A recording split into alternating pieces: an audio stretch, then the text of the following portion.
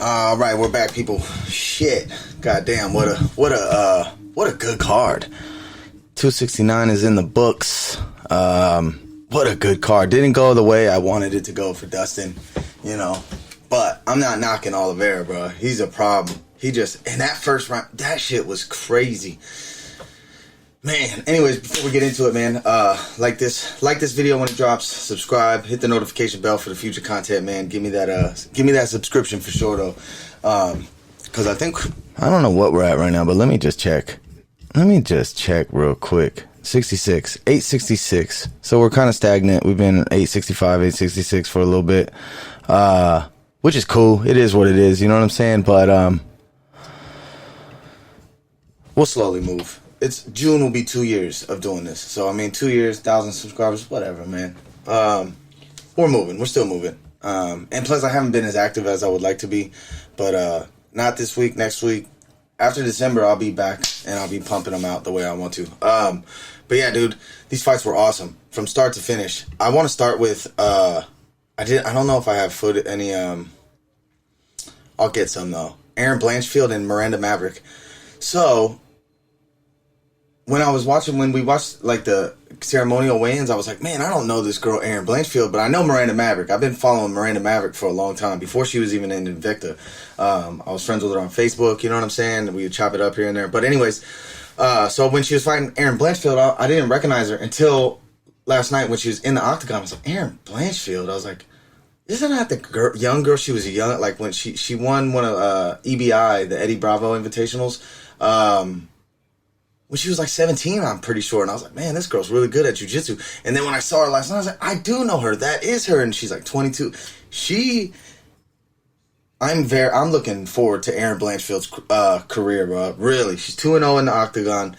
8-1 in her MMA career. She looked really good. She basically dominated Miranda Maverick. Just really impressive, man. If she develops and she's 22. She's 22 doing this in the octagon. It's like... Very impressive, very impressive. I'm very excited for her to see what she does. You know, it's gonna be very exciting. She's 22, man, super exciting. And then we can go to Jordan Wright. Jordan Wright got knocked out. He came out fire though. He's going hard. Tai Tuivasa knocked out Augusto Sakai in the beginning of the second round. Dominic Cruz, Pedro Munoz, my boy Dom, he got the dub. It looked really good. Man, it's crazy. I feel like he definitely won rounds 2 and 3. Rounds 1, I felt like he was winning up until the point he got dropped. He got dropped, and I'm like, man, would you give him that round still, even though he got dropped? I don't know. But regardless, he won the fight. Clean dub. He just beat Pedro to the punch. What I'm curious about, though, is Pedro did have, and I heard the broadcast say it, he had both his ankles taped up and wrapped up. So I was wondering, like, because he didn't really throw kicks like that, but you could see he wasn't moving the way he normally moves. So I'm curious to know if, like, his ankles were damaged. Anyways, Dominic Cruz looked great. You know, he got caught in the first round. He got caught going in like this and got caught with a short left jab, like a little one of the, one of those the punch that knocked out Manny Pacquiao, that little short straight left jab, dropped him, got his shit back together, recovered, and then I thought won the round after that, you know. But definitely won rounds 2 and 3. Looked good.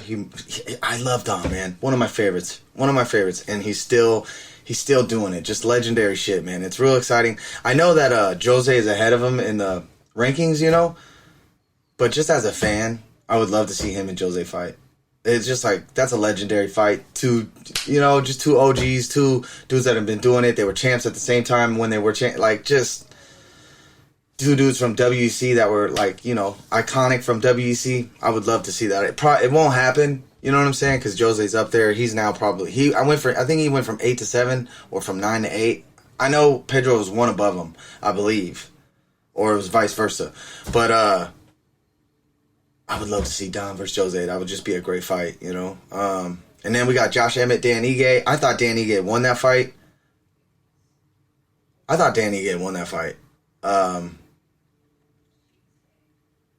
Maybe I'm tripping. I don't know. Maybe I'm tripping. But there was another fight, too, where I thought they got it wrong. What was that fight? Yeah,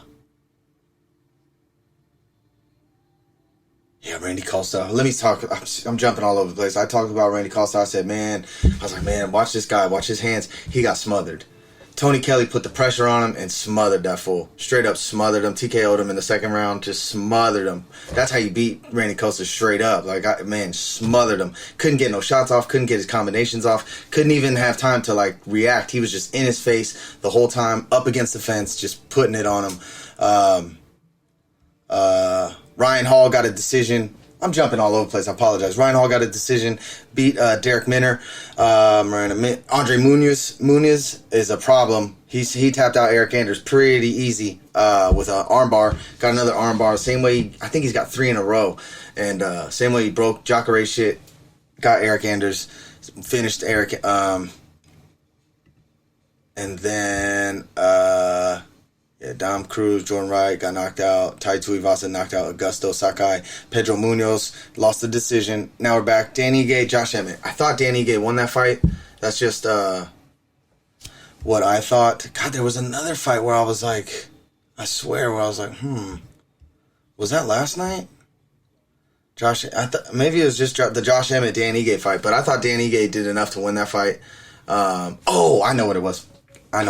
I thought Danny Ige did enough to win that fight, but maybe because Josh Emmett pushed the pace forward. I will also, to be honest, wasn't fully paying attention to the Josh Emmett and Danny Ige fight, so apologies. And then we go to the main card, kicked off with Sean O'Malley, Raleigh and Paiva. Sean O'Malley looked great, knocked him out. He's definitely got to get a ranked opponent now. He looked really good, picked the shots, took his time. Put him out of there in the first round. Did really good. Kai Kara France, Cody Garbrandt. Man. Just makes me sad, you know. Cody got slept. Got knocked out. Not slept. Definitely knocked out, though. You know, it's just sad to see because it's like, now what? You know, this was like kind of a last straw thing. Still young, you know, but it's like, now what? You went down to flyweight because he was like, I could maybe bully these guys. Got slept. It's sad. I feel bad for Cody. I really do. I liked Cody a lot, and I knew he shouldn't have been talking shit. I'm not saying that's the reason he lost, but you shouldn't be talking shit, bro. You're coming off all these losses. You're talking shit. You're talking shit to him. You're talking shit to Sean O'Malley. I think he was looking past people like he's just bigger and stronger than these guys, and he can knock them out. And it's just like Kai Kara France has hands, man. That dude puts combinations together real well. He cracks, and he cracked Cody and put him down in the first round. And it's like, damn, man. It just looked, he was up there like, just looking real sad, and I was just like, shit, man. You know, I felt real bad for him, so I hope he puts things together and figures it out. Jeff Neal, Santiago Ponzinibbio, that's the fight I'm talking about. Santiago won that fight. I don't know how they got Jeff Neal winning it. I thought Santiago won it. I haven't watched any post-fight shit. I'm going back out to Tracy, so maybe on the way to the ride there, I'll watch all the post-fight shit just to see what people are saying, see how the posts are, see what people are talking about. But in my head, even my brother who I was watching it with, we thought Santiago won that fight. Clearly won rounds 2 and 3, I thought. Jeff Neal could have won round 1, and then he won like the last minute. I feel like he turned it on the last minute of like round 3, and I was just like, and then I was like, Santiago's got this in the bag, and they took it from him, and I felt bad. Because, you know, he's like 35. You know, he's old. He might even be older than 35. But I felt bad for him. And I thought he won that fight. And then we get to Julianna Pena, Amanda Nunes. Man, Julianna wasn't playing, bro. She got in her face, made it an ugly fight, was cracked. That left straight she kept throwing right down the middle. So Amanda would come outside, and every time she would come outside and throw that overhand right, dude, Julianna just kept this left jab in her face the whole time. Like, bang. And it landed like fucking 90%, dude. Like just kept cracking her in her place, just stumbling her, and then kept getting in her face and rocking her shit. They both kind of got rocked. It was going back and forth, and then dude, just the second round came out. And kind of the same thing, but you know they're both tired. But Julianna kept it on her, put it on her, took her back, rear naked her, tapped her out. Man, beautiful. The way, I didn't think that. I didn't expect that to happen. But these are the fights like that make this sport so exciting. These are the things that make this sport so great. Is because like everyone thought Amanda was gonna win, and then here comes Julianna Pena. Man, she said it. She was like, she's been ducking me. I'm gonna win this fight. I'm gonna be champion. Boom, gets it done. Becomes champion, and beats this girl that was like unbeatable. You like, who's gonna beat her? No one. And she fucking not only beat her, but beat her in like a beautiful fashion. And then not only that, I saw this post last night on MMA history. They were like, this moment is a beautiful moment. Like, she's the first tough women's winner, won the first women's tough in 2013, and then goes on to beat the GOAT, Amanda Nunes in 2021 for the belt. Finally gets her strap shot and wins. Incredible, man. Just a beautiful moment for the sport. Like, she wasn't playing. She was like, I'm going to beat her. And you know what's crazy? That night, I was talking to my boy. I was like, while we're watching, I was like, these are the fights, man. The people that people don't expect to win the title are the ones that get it somehow. I wasn't not saying like, oh, I called it. I didn't think she was going to win. But I always keep in the back of my mind, these type of fights, these huge underdog fights, are the ones that sneak up and creep up and take the belt, man, straight up. And she did that, man. So shout out to Julianna, bro. She did the damn thing, and it's a beautiful moment for the sport. It's great for the sport, great for the division, great for the fight game. It should be an automatic rematch, I'd assume, because Amanda was, dominant champ. She should get an opportunity to avenge that loss and get her title back. I would hope that's what they do, just out of respect. We'll see, though. Shit, we've seen crazier shit happen. And then we go, of course, to the main event. And god damn, first round, they both just came out, met each other in the middle, and put it on. And both were cracking each other. Charles was hitting him with elbows. Dustin's cracking him with some big shots, body shots. Charles was getting Dustin with these brutal knees that was making him take these deep breaths. Like he was just getting him with some brutal knees and just shots back and forth. He ended the first round on bottom, and he just closed his guard. First, he had a body triangle from the bottom, so he closed it and just was holding on. And he kind of didn't really, and then he let go and got in it. He just had a regular guard, and sorry about that. Oops, sorry about that. He just had a regular guard, and then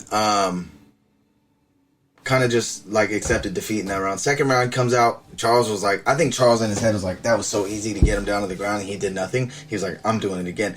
Instantly got him against the fence, took his back, jumped on his back, took his neck, choked him out. It's crazy. If you go to my Instagram, I got all that. It's probably gone now because it's late, but I got all that shit on there. I wanted Dustin to win. I wanted him to win. He still got another opportunity to get another title shot, I think, in my opinion. He just has to beat the right people, and he probably has to beat a couple people in a row. Justin Gaethje's next, I'd assume. And, I'm rocking with my boy Justin Gaethje, 303. Denver, that whole Trevor Whitman team I'm rocking with. But Charles Oliveira's a problem. He's a goddamn problem. He can beat anybody. He might be on a run, bro. He might be on a run. His game is he ain't playing. He doesn't care. He'll go in your face, and he puts it in your face. This whole same shit with him.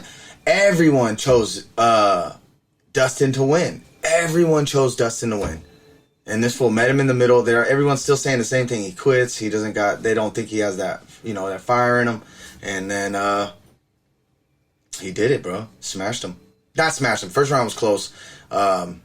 And then there was that moment in the first round where like Dustin almost had his arm out, and he did some weird front roll to like get his arm out, and people were saying, did he have him hooked in the glove? That's neither here nor there. Didn't get called. Nothing happened about it. Wasn't he lost the fight. I wanted Dustin to win though. But shout out to Charles, man. Great fights, dog. Just great fights all around, all across the board. This weekend is Derek Lewis. Here's the thing. I'm gonna make videos this week. I'm going to try to come in here and there. This weekend, I'm going to see Spider-Man Saturday night. I work all week, bro, like these 12-hour days, so it's going to be hard.